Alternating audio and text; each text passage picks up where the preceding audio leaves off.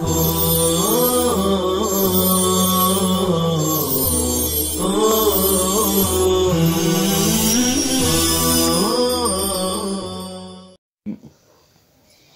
أبي هريرة رضي الله عنه قال قال رسول الله صلى الله عليه وسلم من دعا إلى هدى كان له من الأجر مثل أجور من تبعه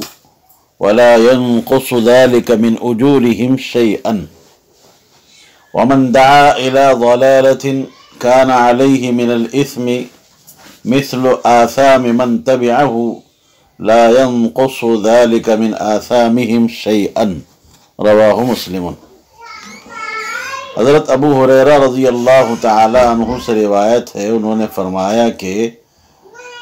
سرور کائنات صلی اللہ علیہ وسلم نے ارشاد فرمایا،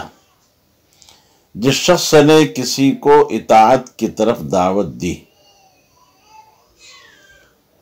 کان لہ من الاجر، تو اس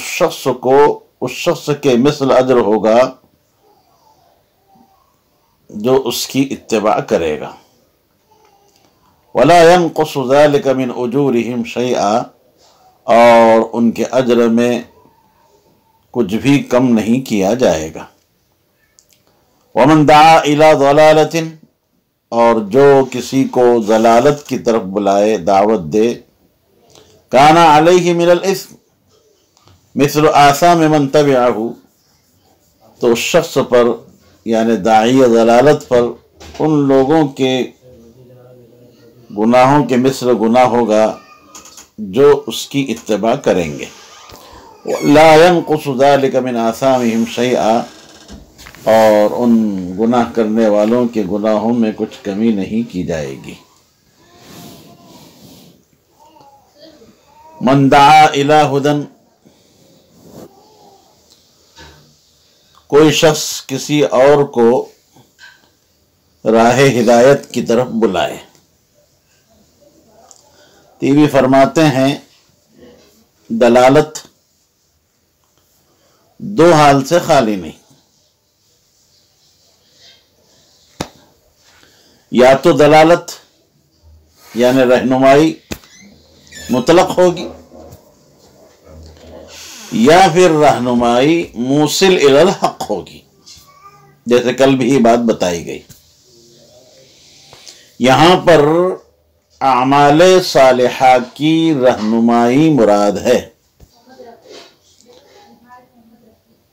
دلالت بحسب التنکیر،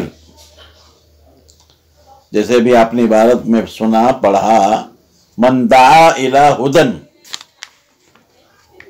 جن سے ہدایت کو شامل ہے، جس کا ارفع اور اعلیٰ درجہ من دعا الی اللہ وعمل صالحا،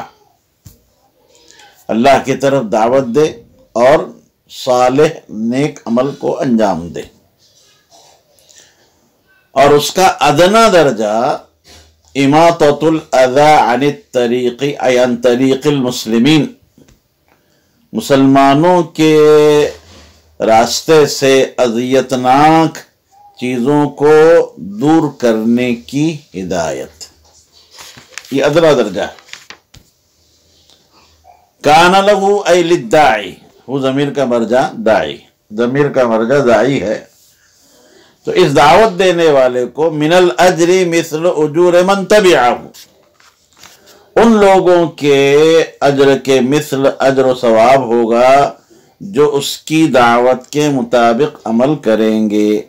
یا اس کی بات کو زیر عمل لائیں گے۔ تو گویا دعوت عمل صالح یہ بھی جو ہے باعث اجر و ثواب ہے۔ لا ينقص ذلك من اجورهم شيئا، نقص ينقص بروزن نصر ينصر، ذالکہ کا مشار الیہ، کانا کا مصدر، مگر اظہر یہ ہے کہ اجر، ذالکہ کا مشار اجر ہے، ذالک الاجر شیئا، یہ ابن الملک کے کہنے کے مطابق مفعول بھی ہو سکتا ہے اور تمیز بھی، اس بنا پر کہ ینقصو فعل لازم بھی ہو سکتا ہے اور متعدی بھی، دونوں طرح مستعمل ہے۔ اسی لیے ہم نے ترجمہ کیا کہ کچھ بھی کم نہیں کیا جائے گا یا کم نہیں کرتا، اور یہ مفعول مطلق بھی ہو سکتا ہے، ای شیئا من النقص، مفعول بھی ہو سکتا ہے، جیسے ابھی بتایا کہ لا ينقص ذلك من اجورهم شیئا، اور شیئا من النقص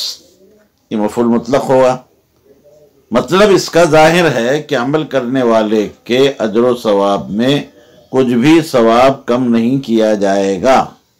بلکہ داعی کو اس کے دعوت عمل کی وجہ سے اور مدعو کو اس عمل پر اتباع کرنے اور عمل کرنے کی وجہ سے ہر ایک کو اپنے اعتبار سے مکمل ثواب دیا جائے گا۔ قاضی فرماتے ہیں کہ بندوں کے افعال گرچہ موجب ثواب و عقاب نہیں ہوتے، مگر اللہ کی یہ سنت جاری ہے کہ وہ مسببات کو اسباب کے ساتھ مربوط کرتا ہے۔ اس ارتباط مسبب بالسبب یہ اللہ کی سنت ہے اور اللہ کی عادت ہے۔ جس طرح ثواب اور عقاب مباشر یعنی عمل کرنے والے کو ملتا ہے، ایسے ہی مسبب فعل جو اس کا باعث بنا ہے، سبب بنا ہے، اس کو بھی ملے گا۔ اب دونوں کی جہت مستوجبہ الگ الگ ہے، جیسے ابھی میں نے بتایا، اس لیے کہ اسی لیے کہا گیا کہ کسی کے ثواب میں کوئی کمی نہیں کی جائے گی۔ اس بات سے، اس حدیث سے ہمیں یہ بات معلوم ہو رہی ہے کہ حضرت نبی کریم علیہ السلام کو کئی گنا ثواب دیا جائے گا۔ مضاعفت ثواب امت کے تضاعف اعمال کے اعتبار سے ہوگا اور اس کی کوئی حد و انتہا نہ ہوگی۔ اسی طرح مہاجرین اولین کو اور انصار کو، اسی طرح سلف صالحین کو خلف کے اعتبار سے۔ ومن دعا الی ضلالۃ، اگر کوئی شخص دوسرے کو کسی برائی کی طرف، گناہ کی رہنمائی کرے،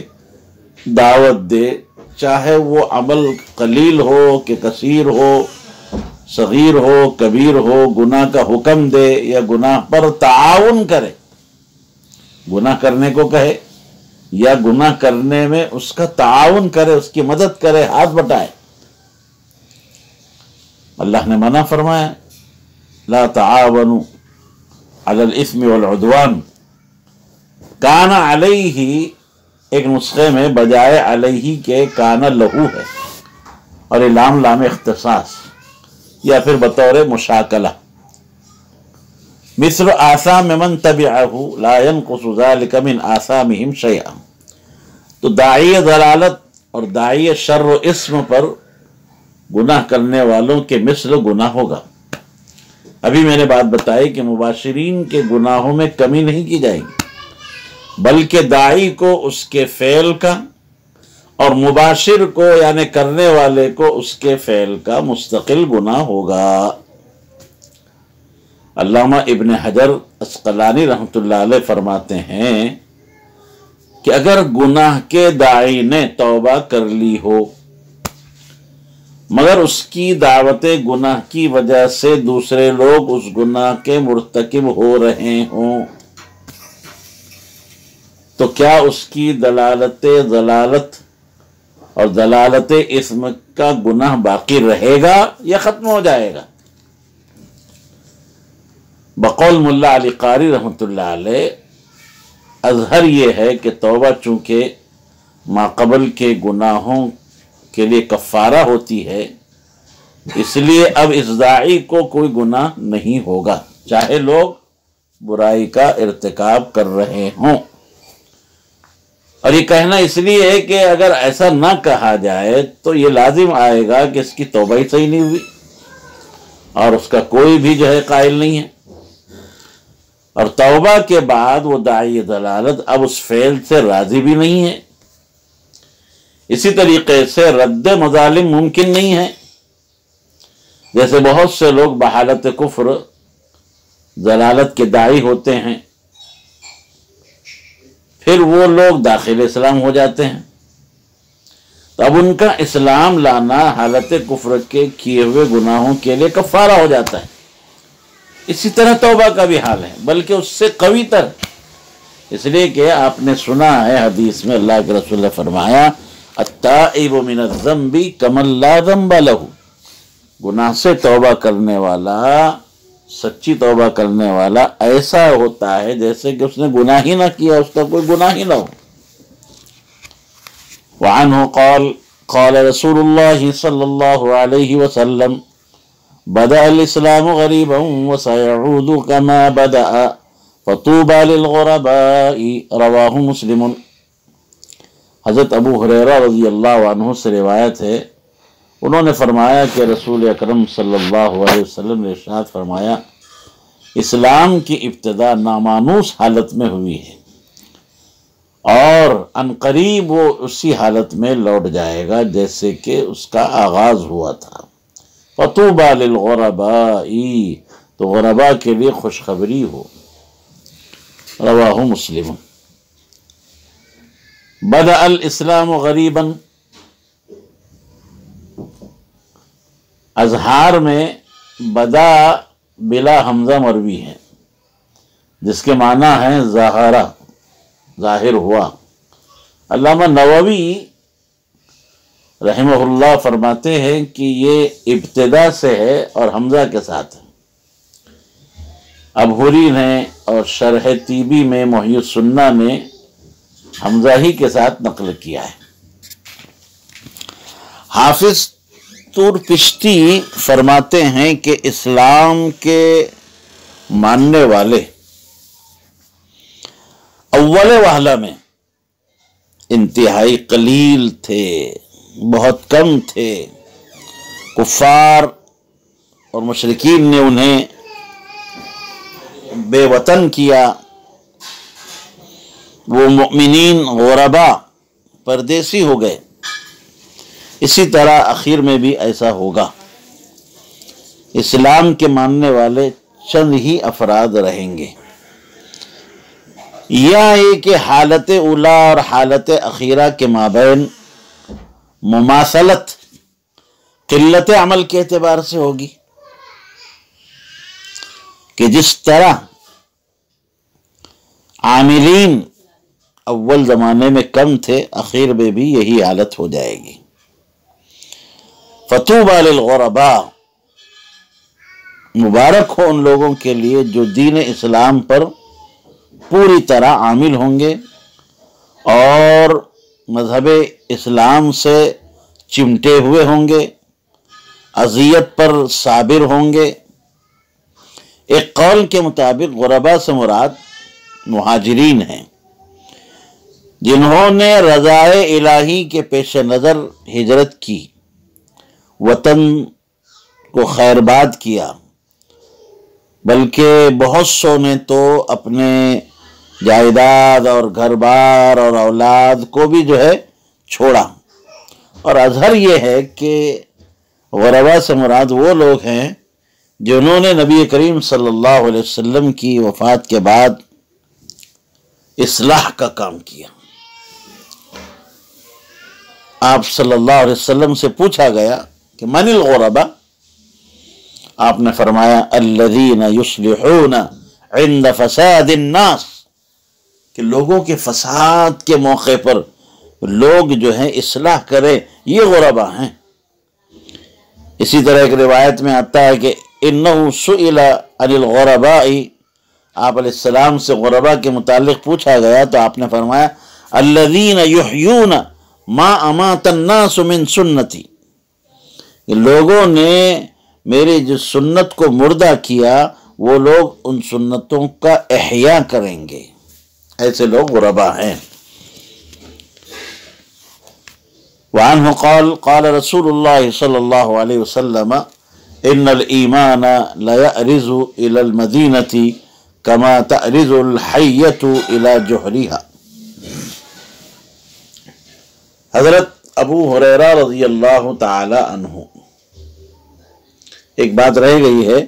علامہ طیبی رحمۃ اللہ علیہ فرماتے ہیں کہ مسلمان ابتدا میں بے کسی کی وجہ سے غریب تھے، یہی حالت اخیر میں بھی ہوگی۔ اسلام سے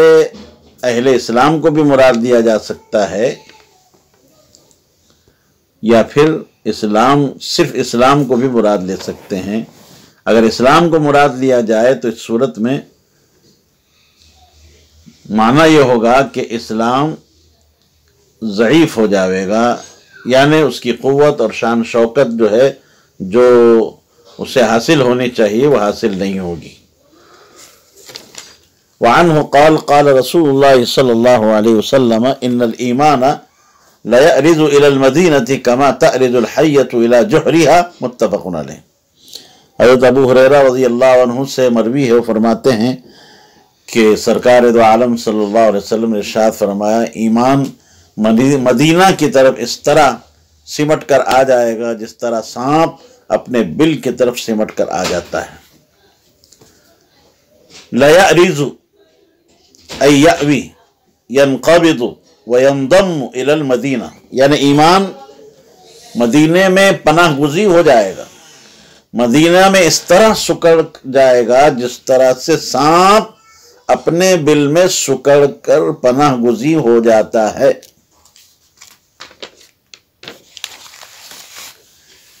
یہاں پر حدیث میں سانپ کے ساتھ تشبیہ دی گئی ہے۔ تشبیہ دینے کی وجہ یہ ہے، وجہ تشبیہ یہ ہے کہ سانپ تمام جانوروں میں جب وہ پلٹتا ہے اپنی دم کے طرف تو انتہائی تیزی کے ساتھ بھاگتا ہے۔ تمام جانوروں میں سب سے زیادہ تیز دوڑنے والا ہے، اور تیز دوڑ کر اپنے بل میں گھس کر پناہ گزی ہو جاتا ہے، اور پھر اس کو اس کے بل سے نکالنا لوگوں کے لیے مشکل ہو جاتا ہے۔ مراد یہ ہے کہ لوگ اپنے ایمان کی حفاظت کی غرض سے مدینہ چلے آئیں گے، اور ایمان نے مدینے ہی میں قوت پائی، شوکت پائی۔ طیبی فرماتے ہیں ایک احتمال تو یہ ہے کہ آپ صلی اللہ علیہ وسلم کے جانب سے اس کی خبر دی جا رہی ہے کہ جو ابتداءً ہجرت کے زمانے میں ہوا، اور دوسرا احتمال یہ ہے کہ اس بات کی اطلاع دی گئی کہ یہ اخیر زمانے میں ہوگا، اسلام کے ماننے والے کم ہو جائیں گے اور اسلام مدینے میں سمٹ کر رہ جائے گا۔ ایمان کو اور لوگوں کے مخالفین لوگوں کی آفات سے بھاگنے کو اور ان کے مدینے میں پناہ گزی ہونے کو سانپ کے اپنے بل میں جاگزی ہونے سے تشبیہ دی ہے، اور تشبیہ کے لیے بعض اوصاف کے ساتھ مماثلت کافی ہے، اور وہ یہ ہے کہ سانپ انتہائی تیز سریع السیر ہوتا ہے، تیز رفتاری کے ساتھ اپنے بل میں جا چھپتا ہے، اور اس کے بل سے اس کا نکالنا بے انتہا دشوار ہو جاتا ہے۔ حضرت شیخ دہلوی رحمۃ اللہ علیہ فرماتے ہیں ظاہر یہ ہے کہ زمانے دجال کی اطلاع دی گئی ہے، جیسے کہ احادیث اس پر دال ہیں۔ بعض نے کہا کہ مدینہ سے مدینہ اور اس کے گرد و نواح مراد ہیں، جس میں مکہ بھی شامل ہے،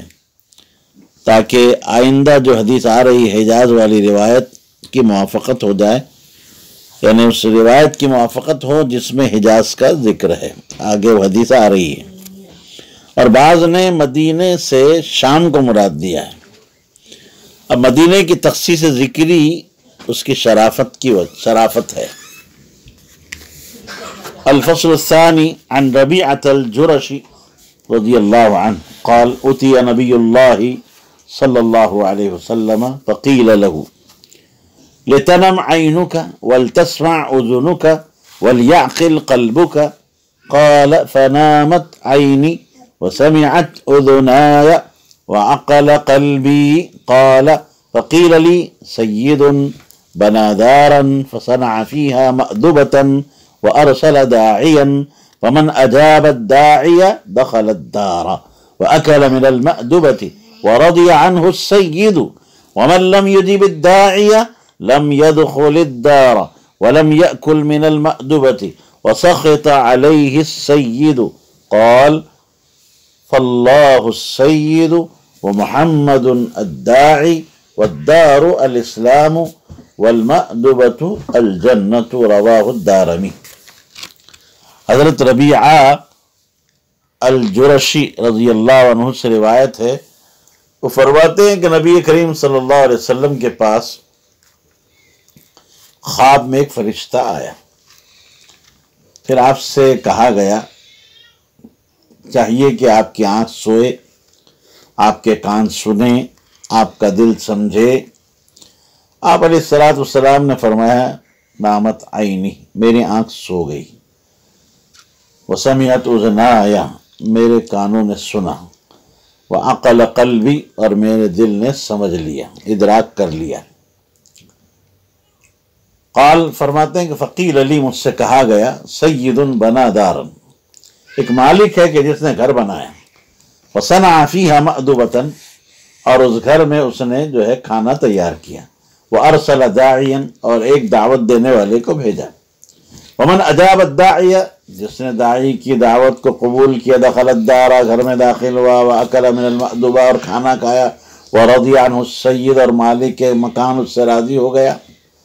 ومن لم یجیب الداعی، اور جس نے داعی کی دعوت طعام کو قبول نہیں کیا، لم يدخل الدار، وہ گھر میں داخل نہ ہوگا، ولم یأکل من المأدبۃ، اور دسترخوان اور وہ کھانا کھائے گا نہیں، وسخط علیہ السید، اور آقا اس پر ناراض ہوا۔ واللہ السید، اللہ سردار اور آقا ہے، محمد الداعی، محمد صلی اللہ علیہ وسلم داعی ہے، والدار، اور دار مکان اسلام ہے، والمأدبۃ الجنۃ، اور کھانا جنت ہے۔ عن ربیعۃ الجرشی، جیم کا ضمہ، صاحب مشکات نے انہیں حضرات صحابہ میں شمار فرمایا، جبکہ ابن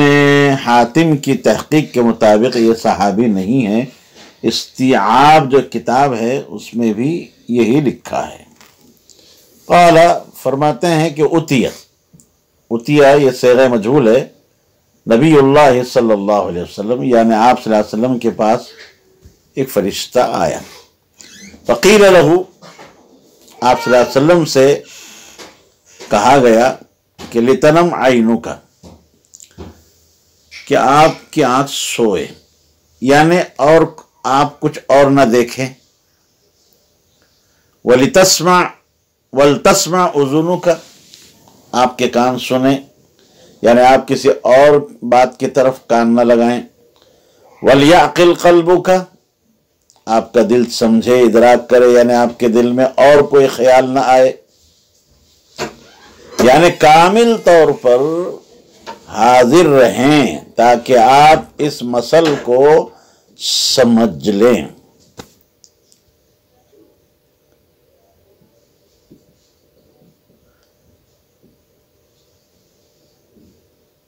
حاصل یہ ہے کہ قلب بیدار رہے، قوت سامعہ بھی اپنا کام کرے۔ علامہ مظہر فرماتے ہیں کہ آپ صلی اللہ علیہ وسلم کے پاس ایک فرشتہ آیا اور اس نے سب باتیں کہی۔ قال فنامت عینی، فنامت عینی مفرد کے صیغے کے ساتھ، اور ایک نسخے میں تثنیہ کے صیغہ عینیہ، میری آنکھیں سو گئی۔ وسمعت اذنایا وعقل قلبی، آپ صلی اللہ علیہ وسلم نے فرشتے کو جواباً فرمایا کہ میں نے وہ ساری باتیں انجام دے دی جیسے تم نے مجھ سے کہا۔ بظاہر ان اوامر ثلاثہ کا ورود اور مورد جوارح پر ہوا کہ لتنم عینک ولتسمع اذنک ولتعقل قلبک ولیعقل قلبک، تو ایسا ظاہراً معلوم ہو رہا ہے کہ یہ جو امر ہو رہا ہے، یہ امر کا مورد جو ہے وہ اعضاء اور جوارح، مگر حقیقت میں آپ صلی اللہ علیہ وسلم کو کہا گیا کہ آپ ان تینوں امور کو انجام دیں، یعنی نوم العین، حضور السمع والقلب، دل کی بھی حاضری ہو، کان بھی آپ کے ہمارے طرف متوجہ ہوں، اور آپ کی آنکھیں جو ہے بند ہوں، سو رہی ہوں۔ حضرات انبیاء علیہ السلام کی نوم، نیند، جس طرح ان کے قلوب پر غالب نہیں ہوتی، اسی طرح ان کے کانوں پر بھی غالب نہیں ہوتی۔ ان کے کان سنتے ہیں اور دل ان کا جو ہے ادراک کرتا ہے۔ نیند کا تعلق ظواہر ابدان سے ہوتا ہے، یعنی جسم کے ظاہری چیزوں سے ہوتا ہے، ظاہری اعضاء سے ہوتا ہے۔ بقول ملا علی قاری رحمۃ اللہ علیہ، اظہر یہ ہے کہ سماع باطنی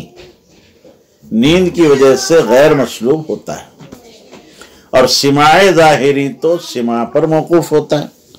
کوئی کہے گا، آپ سنیں گے، تو یہ ظاہری سماع ہے، تو ظاہری سماع پر موقوف ہے، سننے پر موقوف ہے۔ قال علیہ الصلاۃ والسلام، فقیل علی، فرشتے نے یہ بطریق مثل مجھ سے یہ بات کہی کہ سید، تنوین تعظیم ہے کہ عظیم الشان اور کثیر الاحسان، یعنی آقا، سردار، مالک، یہ مبتدا محذوف کی خبر ہے، ہوا سید، ہوا مبتدا محذوف ہے۔ بنا دارن، یہ اس کی صفت ہے،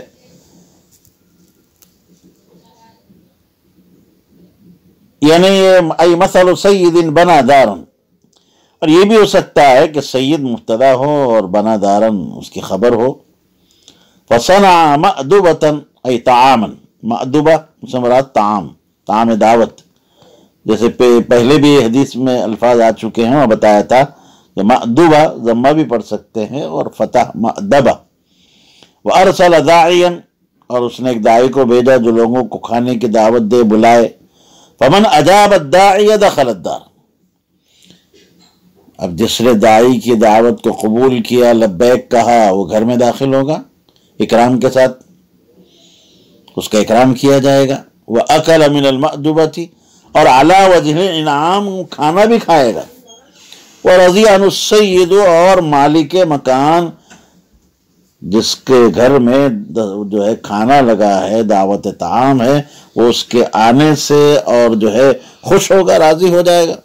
وَمَن لَمْ يُجِيبِ الدَّاعِيَ، اور جس نے داعی کی دعوت کو اپنے تکبر کی وجہ سے، عناد کی وجہ سے یا نادانی کی وجہ سے قبول نہیں کیا، تو لم يدخل الدار، گھر میں داخل تو کیا ہوگا، اس کو دروازے سے دھتکار دیا جائے گا۔ وَلَمْ يَأْكُلْ مِنَ الْمَأْدُبَةِ، اور وہ کھانا کیا کھائے گا، اسے حجاب کی سزا دی جائے گی۔ وَسَخَطَ عَلَيْهِ السَّيِّدُ، اور آقا ناراض ہو جائے گا اور اسے مختلف سزاؤں سے دوچار ہونا پڑے گا۔ دیکھیے، ایک لفظ ہوتا ہے سخط، اور ایک ہوتا ہے مقت، اور ایک ہوتا ہے غضب۔ تو السخط فوق الغضب، غصے سے بڑھ کر رہتا ہے، اور المقت فوق السخط، اور مقت جو ہے یہ سخط سے موافق ہوتا ہے۔ یہ تینوں میں فرق ہو گیا۔ قال نبی اللہ صلی اللہ علیہ وسلم، قال کا فاعل اللہ کے نبی صلی اللہ علیہ وسلم یا پھر فرشتہ، قال الملک، لیکن پہلی بات یہ اظہر ہے کہ آپ صلی اللہ علیہ وسلم اس کے قائل ہیں۔ فاللہ السید، اے ان اردت بیان هذا المثال فاللہ السید، سید کا اطلاق باری تعالیٰ پر جائز ہے۔ ومحمد صلی اللہ علیہ وسلم الداعی والدار الاسلام والمأدبۃ الجنہ۔ یہاں ایک اشکال لازم آ رہا ہے کہ اس سے پہلے ہم نے ایک حدیث پڑھی ہے اور آپ نے وہاں بھی یہ بات سنی تھی کہ جنت کو دار سے تشبیہ دی، کہ دار جو ہے جنت ہے، اور اس حدیث میں اسلام کو دار قرار دیا گیا۔ اسی طریقے سے یہاں جنت کو مأدبہ قرار دیا گیا۔ اس فرق کی کیا وجہ ہے؟ تو جواب یہ ہے کہ اسلام دخول جنت کا سبب ہے، اس لیے یہاں سبب کی جگہ مسبب کو اختیار کیا گیا۔ بات سمجھ میں آ رہی ہوگی۔ اسلام جو ہوتا ہے وہ دخول جنت کا سبب ہے، بغیر اسلام کے بغیر ایمان کے آدمی جنت میں داخل ہی نہیں ہو سکتا، اس لیے یہاں سبب کے بجائے مسبب کو اختیار کیا گیا۔ اور چونکہ دعوت الجنہ دعوت الاسلام کے بغیر تام نہیں ہوتی، اس لیے ایک کو دوسرے کی جگہ رکھا گیا۔ اور چونکہ جنت کی نعمتیں اور اس کی بہجت اور رونق مطلوب اصلی ہے، اس لیے جنت کو مبالغتاً مأدوبہ قرار دیا گیا۔ اس سے اس بات کی طرف اشارہ ہو رہا ہے کہ اسلام جنت سے وسیعتر ہے۔ حدیث میں آتا ہے ما وسعنی ارضی ولا سمائی ولیکن یسعنی قلب عبدی المؤمن، کہ میں نہ زمین میں اپنی زمین میں سما سکتا ہوں، نہ میں آسمان میں سما سکتا ہوں، لیکن میں بندے مومن کے دل میں سما سکتا ہوں۔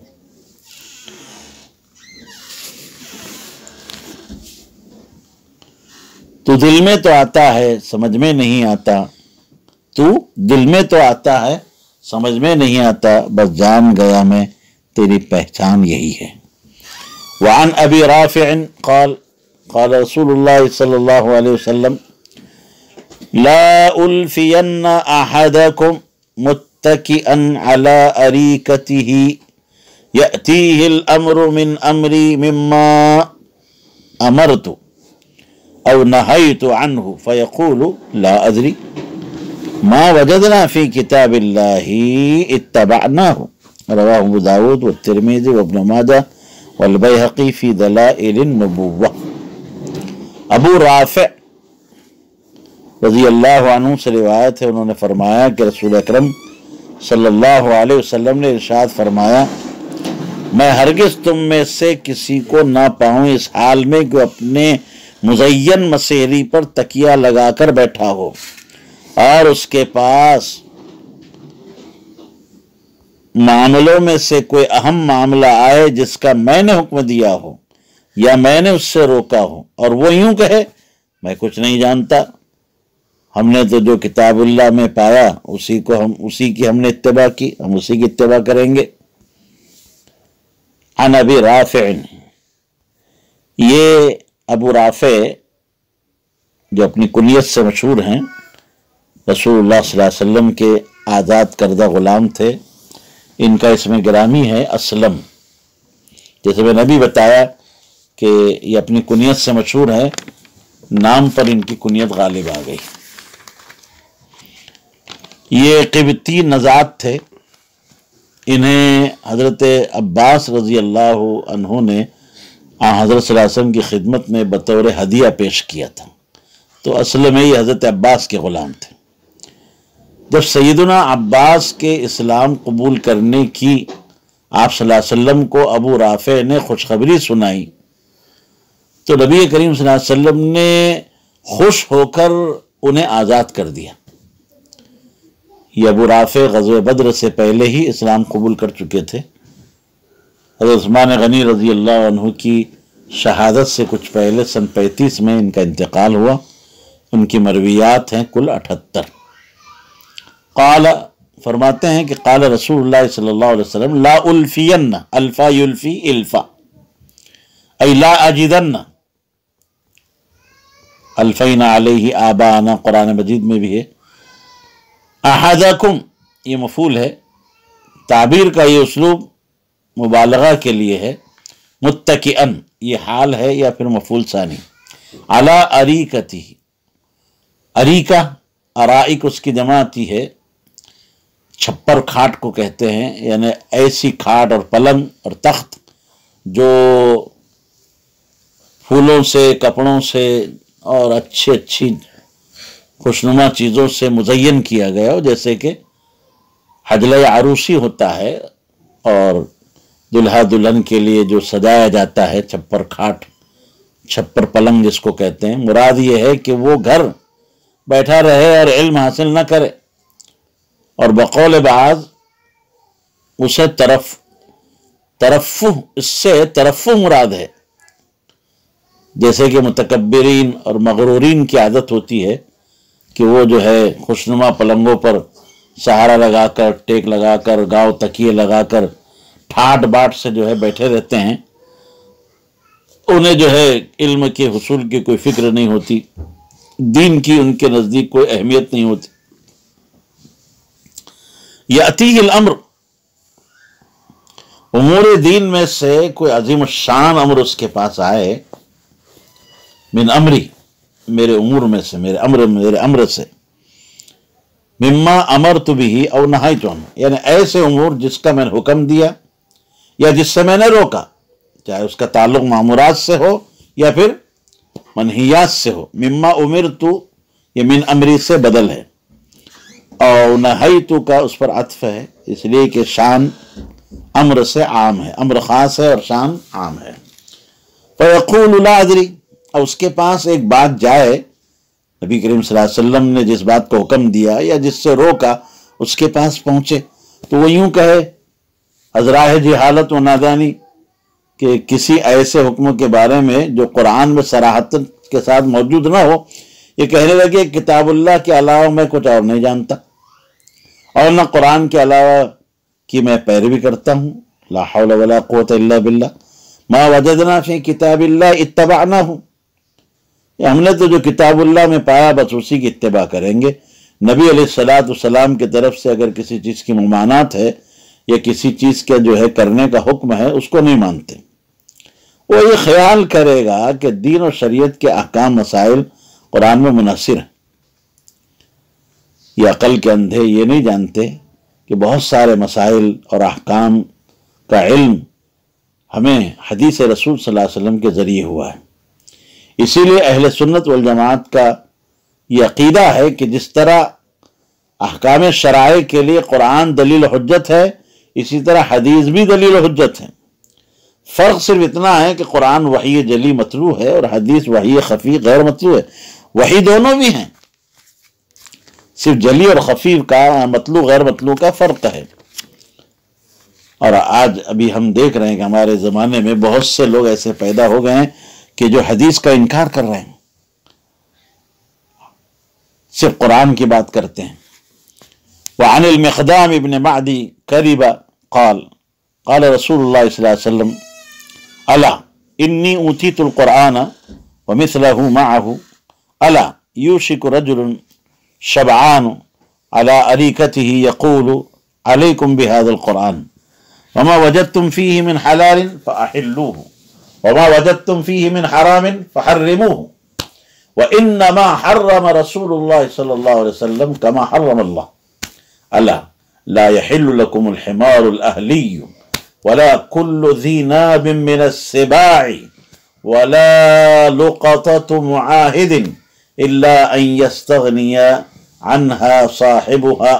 ومن نزل بقوم فعليهم أن يقروه فإن لم يقروه فله أن يعقبهم بمثل قراه رواه أبو داود وروى الدارمي نحوه وكذا ابن ماجة إلى قوله كما حرم الله۔ حضرت مقدام بن معدی کرب رضی اللہ عنہ سے روایت ہے، انہوں نے فرمایا کہ رسول اکرم صلی اللہ علیہ وسلم نے ارشاد فرمایا خبردار رہو، مجھے قرآن دیا گیا اور اسی کے مثل اس کے ساتھ خبردار، عن قریب ایک پیٹ بھرا شخص چھپر کھاٹ پر پڑا کہے گا بس اس قرآن کو لازم پکڑو، اور جو چیز تم قرآن میں حلال پاؤ اسی کو حلال جانو، اور جس کو تم قرآن میں حرام پاؤ اسی کو حرام جانو، حالانکہ رسول اکرم صلی اللہ علیہ وسلم کا حرام کیا ہوا بھی اللہ کے حرام کردہ ہی کی طرح ہے۔ یاد رکھو تمہارے لیے اہلی گدھا حلال نہیں کیا گیا، اور نہ ہی کچلی والے درندے، اور نہ تمہارے لیے معاہد کا لقطہ حلال ہے۔ ہاں وہ لقطہ حلال اس وقت ہوگا جس کی اس کا مالک پرواہ نہ کرے، اور جو شخص کسی کا مہمان ہو اس قوم پر لازم ہے کہ اس کی مہمانی کرے، اگر وہ مہمانی نہ کرے تو اس مہمان کے لیے جائز ہے کہ وہ مہمانی کی مثل ان سے وصول کرے۔ مقدام بن معدی کریب، مشہور قول کے مطابق یہ ابو کریمہ ہیں، اور کندی جن کا شمار اہل شام میں ہوتا ہے، سن 87 میں بمقام شام بعمر 91 برس ان کی وفات ہوئی۔ مؤلف نے انہیں صحابہ میں شمار کیا۔ ان کے مرویات کل 47 ہیں۔ معدی کریب، کاف کا فتحہ، را کا کسرہ اور با پر کسرہ مع تنوین، بربنائے اضافت جائز ہے، اور مبنی ہونے کی وجہ سے فتح بھی پڑھ سکتے ہیں۔ معدی کریبہ الا حرف تنبیہ ہے، ای انبئکم فتنبہوا، میں تمہیں باخبر کرتا ہوں لہذا تم خبردار ہو، اس لیے خبردار ترجمہ کیا گیا۔ انی اوتیت یا القرآن، یعنی اللہ تعالیٰ نے مجھ پر قرآن کو نازل کیا، مجھے قرآن عطا کیا۔ ومثلہ معہ، ای حال کونہ منضما معہ، دو تعویلوں کا یہاں احتمال ہے۔ ایک تو یہ ہے کہ وحی باطنی غیر مطلوع اسی طرح دی گئی جس طرح وحی مطلوع ظاہری مجھے عطا کی گئی، یعنی جس طرح قرآن دیا گیا ایسے ہی مجھے جو ہے میرے جو فرامین ہیں، میرے زبان سے نکلے ہوئے جو کلمات ہیں دین اور شریعت کے سلسلے میں، وہ سب بھی وحی ہیں۔ اور دوسرا احتمال یہ ہے کہ آپ کو وحی کے ذریعے سے کتاب دی گئی اور اسی جیسی تعویل عطا کی گئی، یعنی آپ کو اس بات کی اجازت دی گئی کہ آپ کتاب کی تفسیر کریں، تبیین کریں، اور وجوب عمل اور قبول کے اعتبار سے یہ ویسی ہی ہوگی جیسے قرآن مجید۔ مطلب یہ ہے کہ مجھے قرآن دیا گیا اور ایسے احکام، مواعظ، امثال دیے گئے جو قرآن کے مثل واجبۃ القبول ہیں۔ الا تقریر حرف، یہ حرف تنبیہ یا کلمہ تنبیہ کی جو تکرار ہے اس میں توبیخ ہے اور تقریر ہے۔ اس شخص پر شدید غصے کی وجہ سے جو تاریک سنت ہو، سنت کو ترک کر دے اور عمل بالحدیث سے مستغنی ہو جائے، عمل نہ کرے اور یوں کہے خم ٹھوک کر کہ بس عمل کے لیے قرآن کافی ہے، حدیث کی ضرورت نہیں ہے۔ ایسے منکرین حدیث ایک فرقہ پیدا ہوا ہے، اللہ ہماری آپ کی حفاظت کرے۔ جب ایسا شخص مورد غضب ٹھہرا تو آپ خود ہی اندازہ لگائیے جو اپنی رائے سے حدیث پر، اپنی رائے کو حدیث پر ترجیح دے، وہ کتنی گھناؤنی حرکت ہے، کتنا خطرناک عمل ہے۔ اسی لیے امام اعظم ابو حنیفہ رحمۃ اللہ علیہ فرماتے ہیں کہ رائے پر حدیث کو ترجیح دینی چاہیے۔ امام صاحب ترجیح دیتے ہیں چاہے وہ ضعیف ہی کیوں نہ ہو، حدیث ضعیف ہی کیوں نہ ہو اور آپ کی رائے قوی ہی کیوں نہ ہو، تب بھی ہم اس حدیث کو ترجیح دیں گے رائے پر۔ یوشک بکسر الشین ای یقرب، قریب ہے، رجل شبعان بلا تنوین کے ضمہ کے ساتھ۔ قاضی فرماتے ہیں کہ رجل کو شبعان سے اس لیے متصف فرمایا کہ اس کو اس نازیبہ اور شنیع قول پر آمادہ کرنے والی، ربھانے والی چیز یا تو اس کی بلادت ہے اور کج فہمی ہے، اور بلادت کے اسباب میں سے ایک سبب شکم سیری ہے اور بسیار خوری ہے، جو جتنا کھاتا ہے زیادہ اتنا بے وقوف ہوتا ہے، یا پھر اس قول شنی کا سبب اس کا تکبر ہے، حماقت ہے، بطر، اطراحٹ ہے، اور بطر کے اسباب میں سے تنعم ہے، خوش عیشی ہے، غرور بالمال اور غرور بالجاہ ہے۔ شکم سیری یعنی پیٹ بھرا، یہ اس سے کنایا، ہم بھی بولتے ہیں ہمارے اردو میں ارے بڑا پیٹ بھرا آدمی ہے بھائی، یعنی مغرور ہے، گھمنڈی ہے، اور اس کو اپنے مال کا اور منصب کا اور عہدے کا غرور ہے۔ علی متکئن علی اریکتہ، اے متکئن جالسا علیہا، اپنے جو ہے مسہری پر، مزین مسہری پر، اور خوبصورت جو ہے چھپر کھاٹ پر بیٹھا ہو۔ اس میں اس کے قائل کی حماقت کی اور سوء ادبی کی تاکید ہے۔ یقول علیکم بہذا القرآن، یہ یوشکو کی خبر ہے، یعنی وہ مغرور اور متکبر شخص اپنے ساتھیوں سے کہتا ہے کہ بس قرآن کو عظیم پکڑو، اسی پر عمل کرو، قرآن کے علاوہ کسی بھی چیز کی طرف التفات نہ کرو۔ فما وجدتم فیہ فی القرآن، ھذا امیر کا مطلب قرآن من حلال، یہ ماں کا بیان ہے، وَأَحِلُّوهُ، اس کو حلال اعتقاد کرو۔ قرآن میں جو حلال ہے اس کو حلال سمجھو، قرآن میں جو حرام ہے اس کو حرام سمجھو، بس اس کے علاوہ جو ہے حدیث سے اگر کوئی حلت اور حرمت معلوم ہو رہی ہے تو اس کو ماننے کی ضرورت نہیں ہے۔ خطابی فرماتے ہیں کہ یہ خوارج اور اصحاب ظواہر کا رد ہے، اس لیے کہ یہ لوگ صرف ظواہر قرآن سے تعلق رکھتے ہیں، اور سنت جو کہ بیان قرآن ہے، تفسیر قرآن ہے، توضیح قرآن ہے، اسے ترک کر دیتے ہیں اور اس کی طرف التفات نہیں کرتے، جس کی وجہ سے یہ لوگ گمراہ ہو گئے۔ وَإِنَّمَا حَرَّمَ رسول اللہ صلی اللہ علیہ وسلم ما معنن موصولہ ہے اور لفظاً مفصولہ ہے، ایسی چیز جس کی حرمت قرآن میں صراحتاً مذکور نہیں ہے اور رسول اکرم صلی اللہ علیہ وسلم نے اس کو حرام قرار دیا ہو، کما حرم اللہ، وہ ایسا ہی حرام ہے جیسے اللہ نے قرآن میں حرام قرار دیا۔ یعنی جن چیزوں کو قرآن میں حرام قرار دیا گیا ہے، اگر نبی کریم صلی اللہ علیہ وسلم نے کسی چیز کو حرام قرار دیا، دونوں ایک ہی طرح ہیں۔ یہاں تحلیل کے بجائے صرف تحریم کے ذکر پر اکتفا کرنے میں اس بات کی طرف اشارہ ہے کہ اشیاء میں اصل اباحت ہے، اس لیے تحریم کا ذکر کیا، حلت کا ذکر نہیں کیا۔ الا لا یحل لکم الحمار الاہلی، اب یہاں سے ایسی چیزوں کو بیان کر رہے ہیں کہ جن کا ثبوت حدیث و سنت سے ہے، قرآن میں علی سبیل التمثیل اس کا کوئی اثر نہیں۔ اہلی کی تخصیص بالصفہ، یہ اہلی تخصیص بالصفہ یعنی اس صفت سے جو تخصیص کی گئی اور تقیید کی گئی ہے، عموم حکم کی نفی کے لیے ہے۔ صرف ہمارے اہلی جو ہے، اہلی جو گھریلو جو گدھا ہوتا ہے وہ حلال نہیں ہے، اس کے علاوہ جو وحشی گدھا ہے، بری جو گدھا ہوتا ہے جسے گورخر کہتے ہیں، وہ حلال ہے۔ وَلَا كُلُّ ذِي نَابٍ مِّنَ السِّبَاعِ، یہ حدیث سے ہم کو معلوم ہو رہا ہے۔ اسی طرح وہ درندے جیسے شیر ہے، بھیڑیا ہے، کتا ہے وغیرہ وغیرہ، یہ بلی ہے، پھاڑ کھانے والے جانور ہیں جو اپنے دانتوں سے شکار کرتے ہیں، اسی طرح جو ہے شکاری پرندے جو اپنے پنجوں سے شکار کرتے ہیں، وہ ہر حرام ہیں۔ وَلَا لُقَطَةُ، لُقَطَةُ لام کا ضمہ قاف کا فتح، یعنی وہ چیز جو کسی آدمی کی غفلت یا بھول کی وجہ سے راستے میں گری پڑی چیزیں ہوتی ہیں نا، ہم کو نظر آتی ہے، ہم اٹھا لیتے ہیں، اسی کو لقطہ کہتے ہیں، اس کو کوئی دوسرا آدمی اٹھا لے۔ لقطۃ معاہد، ایسا کافر کہ اس کے اور مسلمانوں کے درمیان میں امان کا عہد ہو، اس کافر نے مسلمانوں سے امان کا عہد لیا ہو اور آپ نے مسلمانوں نے اس کو امان کا عہد دیا ہو، اس حکم میں ذمہ بھی داخل ہے، جو ٹیکس دے کر جزیہ دے کر حکومت اسلامیہ میں رہتے ہیں۔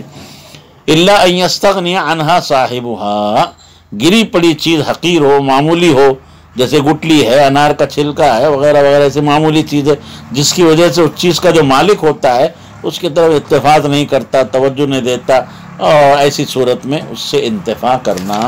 فائدہ اٹھانا جائز ہے، ورنہ حرام ہے۔ جب معاہد کا لقطہ جائز نہیں ہے تو ذرا آپ خود ہی اندازہ لگائیے کہ مسلمان کا لقطہ کیسے جائز ہو جائے گا۔ خاص طور پر معاہد کے لقطے کی حرمت کا ذکر اس لیے کیا گیا ہے کہ مسلمان کے دل میں معاہد کے کافر ہونے کی وجہ سے لقطے کے سلسلے میں کہیں تساہل پیدا نہ ہو، اس تساہل کے پیدا ہونے کا امکان تھا، اسی لیے معاہد کے عہد کی وجہ سے اہمیت کو بتایا جا رہا ہے اور اس کے امکان تساہل کے سد باب کے لیے خاص طور پر منع فرمایا جا رہا ہے۔ ومن نزل بقوم، آخر میں ایک مسئلہ ذکر کیا جا رہا ہے کہ جو شخص کسی قوم کا مہمان بنے، فعلیہم ان یقروہ، تو اس قوم پر لازم ہے کہ اس آنے والے شخص کی ضیافت کرے۔ حضرت اشرف فرماتے ہیں کہ ضیافت مستحب ہے، مسنون ہے، واجب نہیں۔ امام احمد کے نزدیک واجب ہے، جو وجوب کے قائل ہیں انہوں نے اعلیٰ کو وجوب کے معنی میں لیا ہے۔ اس حدیث کو ہم جو جواب دے رہے ہیں کہ یہ حدیث مستر پر محمول کی جائے گی، یعنی اگر مہمان مستر ہے، بیچارے کے پاس کچھ ہے ہی نہیں، اپنی جو ہے رمق بچانے کے لیے، جان بچانے کے اتنی بھی خوراک موجود نہیں ہے، تو اب اس کی ضیافت جو ہے واجب ہوگی۔ وَإِن لَّمْ يَقْرُوهُ فَلَهُ أَن يُعْقِبَهُمْ، عَقَبَ يُعْقِبُ عقاب سے مشتق ہے، مطلب یہ ہے کہ اگر اس کی ضیافت یہ لوگ نہ کرے تو اب مہمان ان لوگوں سے ضیافت کا بدل وصول کر سکتا ہے، یا یہ بھی جواب دیا گیا کہ یہ حدیث منسوخ ہے، آئندہ حدیث سے ارباز سے اس کی تائید بھی ہو رہی ہے۔